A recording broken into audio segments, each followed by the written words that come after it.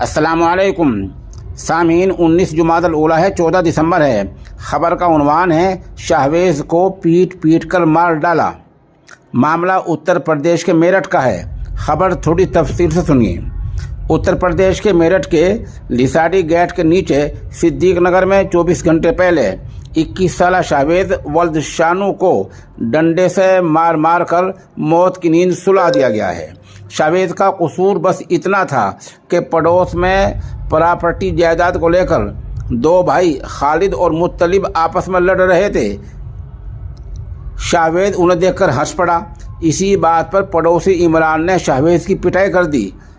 मुखालफत करते हुए लोगों ने इमरान के घर में तोड़फोड़ की।